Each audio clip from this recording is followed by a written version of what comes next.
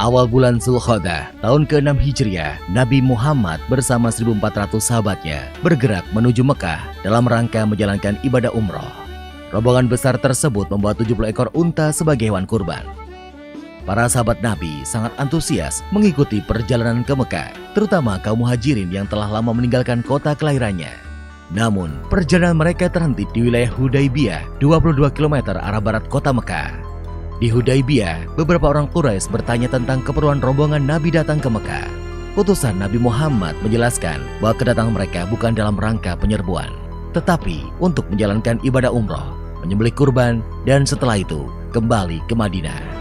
Namun, orang-orang Quraisy tetap bersikeras menolak kedatangan Nabi Muhammad dan para sahabatnya. Melihat penolakan orang-orang Quraisy, Nabi Muhammad mengutus Utsman bin Affan menemui para pemimpin Mekah dan menjelaskan tujuan kedatangan mereka.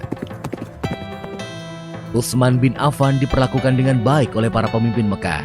Bahkan, para pemimpin Mekah mengizinkan Utsman untuk melakukan tawaf di Ka'bah. Tapi tanpa Nabi Muhammad dan para sahabatnya, Utsman menolak tawaran tersebut. Para pemimpin Mekah tetap menolak kedatangan Nabi Muhammad dan para sahabatnya. Oleh karena itu, dilakukan perundingan antara kaum muslim dan Quraisy Mekah. Nabi Muhammad memimpin langsung delegasi kaum muslim, sedangkan delegasi kaum Quraisy dipimpin oleh diplomat senior mereka, Suhail bin Amr. Perundingan yang berjalan alot tersebut akhirnya menghasilkan beberapa kesepakatan yang isinya: pertama, gencatan senjata antara kaum muslim dan Quraisy Mekah selama 10 tahun. Tidak akan ada tindakan buruk maupun permusuhan dari kedua belah pihak. Kedua, jika ada yang datang kepada Muhammad tanpa izin keluarganya, maka dia harus dikembalikan. Dan jika ada muslim yang datang kepada kaum Quraisy, maka dia tidak akan dikembalikan. Ketiga, dibebaskan kepada seluruh klan yang ada di Arab untuk menjalin kerjasama kepada kaum muslim maupun kaum Quraisy. Keempat, pada tahun tersebut rombongan kaum muslim belum diperbolehkan memasuki Mekah. Pada tahun berikutnya, kaum muslim baru diizinkan masuk Mekah selama 3 hari dan hanya boleh bersenjatakan pedang tanpa diunus. Kelima, perjanjian antara kaum muslim dan Quraisy Mekah didasari ketulusan dan kesediaan untuk melaksanakannya tanpa penipuan dan penyelewengan. Kesepakatan yang dikenal sebagai perjanjian Hudaybiyah tersebut dibuat rangkap 2, masing-masing untuk kaum muslim dan kaum Quraisy Mekah. Isi perjanjian yang dianggap merugikan pihak muslim itu membuat para sahabat keberatan. Namun, Nabi Muhammad berhasil meyakinkan para sahabatnya bahwa perjanjian tersebut sebenarnya sangat menguntungkan kaum muslimin. Setelah sekitar 20 hari berada di Hudaybiyah, Nabi Muhammad dan para sahabatnya kembali ke Madinah.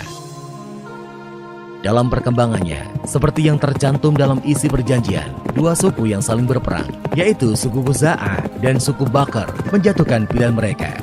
Suku Khuza'ah bergabung ke kaum muslim, sedangkan suku Bakr bergabung ke Quraisy. Mengikuti isi perjanjian Hudaybiyah, suku Khuza'ah dan suku Bakr juga melakukan gencatan senjata. Meskipun sepintas perjanjian Hudaybiyah merugikan kaum muslim, namun secara diplomasi, Nabi Muhammad meraih kemenangan politik melalui perjanjian tersebut. Kaum muslim diakui eksistensinya dan Islam diakui sebagai agama resmi di Jazirah Arab. Selain itu, kaum Quraisy Mekah juga mengakui Madinah sebagai sebuah negara. Perjanjian Hudaybiyah ternyata tidak berjalan sebagaimana mestinya. Ketika pihak Quraisy melakukan pelanggaran, suku Bakr melakukan penyergapan terhadap suku Khuza'ah di sebuah oasis. Penyergapan tersebut dibantu oleh Quraisy Mekah. Pelanggaran perjanjian Hudaybiyah membuat Nabi Muhammad dan para sahabatnya mengambil keputusan penting menyerbu Mekah. Sedangkan di Mekah, para pemimpin Quraisy yang menyadari pihaknya telah melakukan pelanggaran mengirim Abu Sufyan ke Madinah untuk melakukan diplomasi. Di Madinah, Abu Sufyan menemui Nabi Muhammad dan memberikan penjelasan panjang lebar. Namun, Nabi Muhammad tidak menghiraukan Abu Sufyan.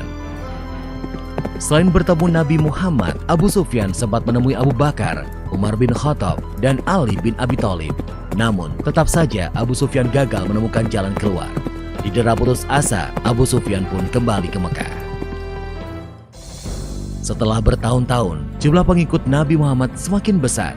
Kali ini, 10.000 pasukan muslim dengan persenjataan lengkap telah bersiap menuju Mekah. Parade panjang 10.000 pasukan muslim memulai perjalanannya ke Mekah. Kali ini, pasukan muslim akan melaksanakan misi yang sangat menentukan, yaitu Fathu Mekah atau pembebasan kota Mekah dari tangan kaum Quraisy. Para pemimpin Mekah sama sekali tidak menduga kekuatan pasukan Nabi Muhammad. Nabi Muhammad membagi 3 pasukannya melewati jalan yang berbeda, sehingga musuh tidak bisa memperkirakan dengan tepat jumlah pasukan Muslim. Ketika pasukan Muslim memasuki Mekah, kaum Quraisy hanya bisa pasrah karena tidak mungkin melawan kekuatan sebesar itu. Abu Sufyan dan para pemimpin Mekah lainnya menyerah kepada Nabi Muhammad. Setelah menguasai Mekah tanpa pertumpahan darah, Nabi Muhammad mengambil keputusan yang tidak terduga dan tidak sesuai dengan tradisi bangsa Arab. Nabi Muhammad memerintahkan para pemimpin pasukannya mengucapkan Al-Yaum, Yaum Al-Marhamah, yang artinya adalah hari ini hari kasih sayang.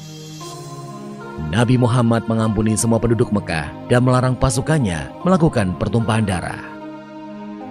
Hari itu, 17 Ramadan tahun ke-8 Hijriah, Mekah berhasil dibebaskan dari kekuasaan kaum Quraisy Mekah. Saat itu juga, berhala-berhala yang berada di sekitar Ka'bah dihancurkan. Pembebasan kota Mekah menjadi tonggak sejarah, tidak hanya di Jazirah Arab, tetapi juga di seluruh dunia. Nabi Muhammad tampil sebagai pemimpin yang memberikan contoh bagaimana sebuah penaklukan pusat kekuasaan musuh tanpa pertumpahan darah, sekaligus tanpa pembalasan dendam. Dalam tradisi Arab, pihak yang kalah akan menunggu giliran untuk dieksekusi. Namun, Nabi Muhammad menghapus tradisi tersebut. Pihak yang kalah telah diampuni.